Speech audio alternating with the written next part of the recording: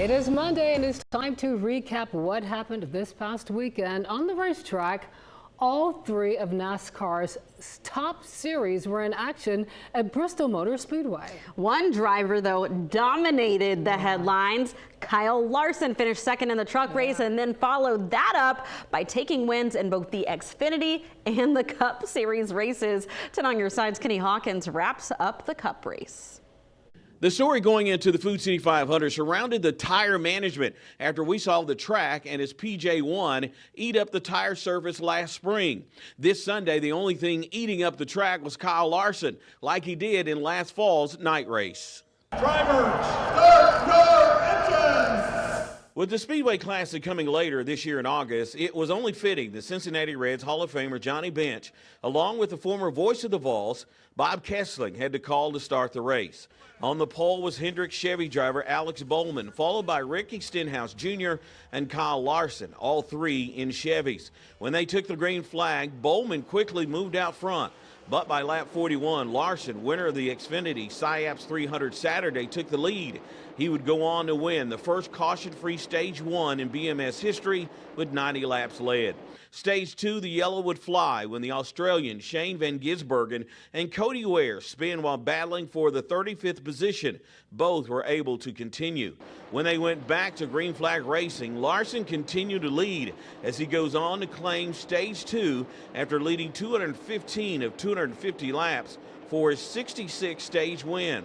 In Stage 3, during a pit stop, things got wild off the track when a tire from John Hunter Nemechek got loose and went rolling down pit row. Lap 301, there is trouble for the pole sitter Bowman.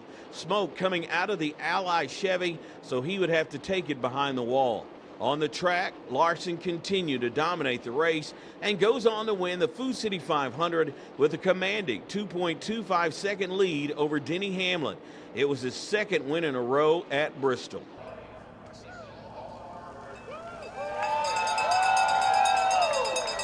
It was fun. It was intense from the seat. I don't know how it shows up on TV, but from the seat, it's intense 100% of the race and makes it fun. I was thankful to come out right in front of him and still, be able to manage that gap behind me while also trying to, pass as many lappers as I could to keep that buffer between us. Larson came to Bristol this weekend seeking to become the first driver since Kyle Busch to win all three races, but he'll have to settle for 2 out of 3. Still a successful weekend.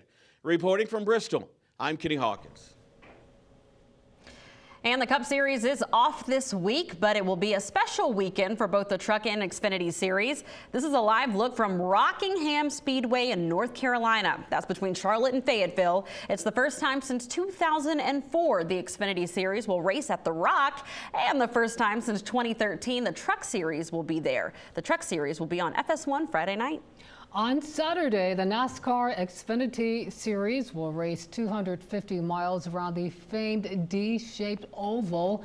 It's a race that has drivers coming out of retirement to participate.